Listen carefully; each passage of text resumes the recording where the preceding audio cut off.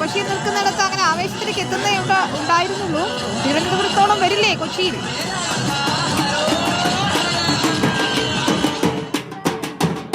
വിനീത, കൊച്ചിയെ സംബന്ധിച്ച് നമുക്കറിയാം, കൊച്ചിയുടെ ആവേശം പലപ്പോഴും തിരഞ്ഞെടുപ്പ് പ്രചാരണത്തിൽ ഒരു പരിധിയിൽ കവിയാറില്ല.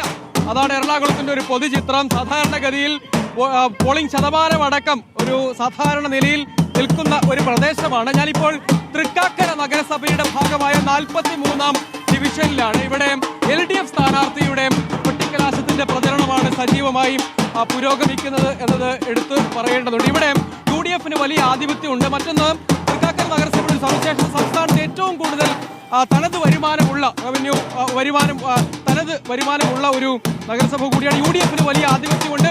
പക്ഷേ ഇക്കുറിയും അതിൽ മാറ്റം ഉണ്ടാക്കാൻ കഴിയും എന്ന പ്രതീക്ഷയോടുകൂടി സജീവമായി കളത്തിലുണ്ട്. എന്നോടൊപ്പം ഇവിടുത്തെ 43-ാം ഡിവിഷനിലെ LDF സ്വതന്ത്ര സ്ഥാനാർത്ഥിയും ജോർജ് ആലങ്കൽ കൂടി ചേരുകയാണ്. എന്താണ് പ്രതീക്ഷ? UDF-ന് വലിയ ആധിപത്യം ഉണ്ടെന്നാണ് അവർ പറയുന്നത്.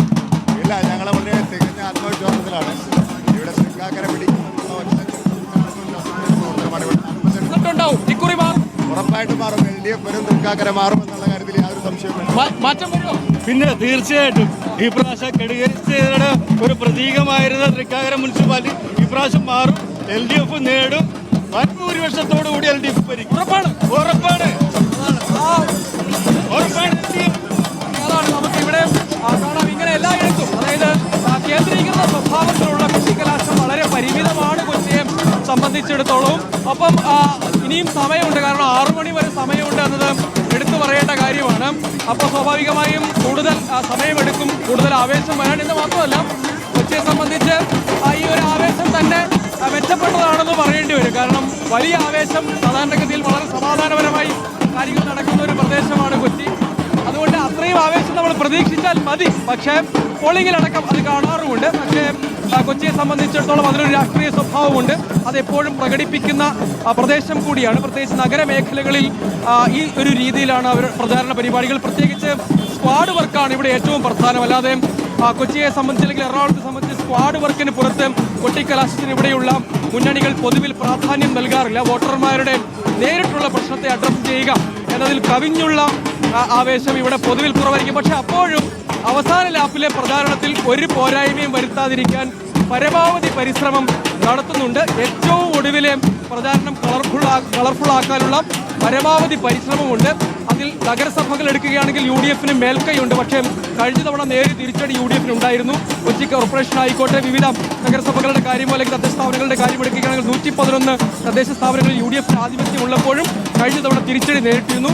അതിനെ മറികടന്ന് തിരിച്ചു വരേണ്ടത് UDF-ന്റെ ആവശ്യമാകുമ്പോൾ LDF-നെ സംബന്ധിച്ചിടത്തോളം ഇവിടെ മികച്ച മത്സരം തന്നെ പുറത്തെടുക്കുന്നു. പഴയ നേട്ടം ആവർത്തിക്കുകയും കൂടുതൽ പിടിക്കാൻ കഴിയുകയും ചെയ്യുകയാണെങ്കിൽ നിയമസഭാ തെരഞ്ഞെടുപ്പിന്റെ സെമി ഫൈനൽ എന്ന നിലയിൽ കൂടുതൽ അവകാശവാദങ്ങൾക്ക് അവർക്കത് ബലം നൽകും എന്ന കാരണമുള്ളതുകൊണ്ട് തന്നെ വലിയ ആവേശത്തോടുകൂടി സ്ക്വാഡ് വർക്കിന്റെ കാര്യത്തിലും തെരഞ്ഞെടുപ്പ് പ്രചാരണ പ്രവർത്തനങ്ങളുടെ കാര്യത്തിലും ഒരു വീഴ്ചയും ഇല്ലാതിരിക്കാൻ പരമാവധി പരിശ്രമം LDF നടത്തുന്നു. പ്രതിപക്ഷ നേതാവ് VD സതീശൻ UDF ക്യാമ്പിന് നേതൃത്വം നൽകുമ്പോൾ മന്ത്രി P രാജീവ് LDF ക്യാമ്പിന് നേതൃത്വം നൽകുന്നു. അങ്ങനെ എല്ലായിടത്തും വോട്ട് ഉറപ്പിക്കുക, പ്രചാരണ രംഗത്തെ വീഴ്ച, ഒരു വോട്ട് പോലും നഷ്ടപ്പെടുത്തരുത് എന്ന ഒരു മുന്നൊരുക്കം അല്ലെങ്കിൽ മുൻകരുതൽ മുന്നണികൾ സ്വീകരിക്കുന്നു എന്നത് വളരെ പ്രധാനപ്പെട്ടതാണ്. എറണാകുളത്തെ സംബന്ധിച്ച് പൊതുവിൽ UDF-നും കോൺഗ്രസിനും ഒക്കെ വലിയ സംഘടനാശേഷി മറ്റിടങ്ങളിൽ നിന്ന് വ്യത്യസ്തമായി ഉണ്ട് എങ്കിൽ പോലും ആ കോട്ടകളിലേക്ക് കഴിഞ്ഞ തവണ LDF കടന്നു കയറി വലിയ ഷോക്ക് UDF-ന് ഏൽപ്പിച്ചിരുന്നു.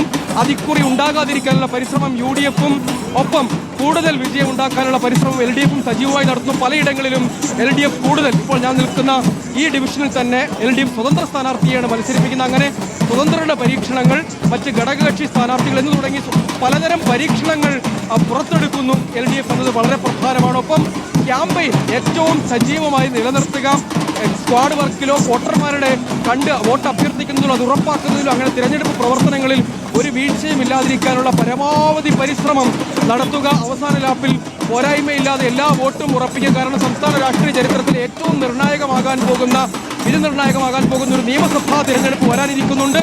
ഈ തിരഞ്ഞെടുപ്പിനേക്കാൾ പ്രധാനം ആ നിയമസഭാ തിരഞ്ഞെടുപ്പാണ്. അതിന് ഏറ്റവും നിർണായകമാകാൻ പോകുന്ന ഈ തദ്ദേശ റിസൾട്ടാണ് എന്ന നല്ല ഉറപ്പും ബോധ്യവും എല്ലാ മുന്നണികൾക്കുമുണ്ട്.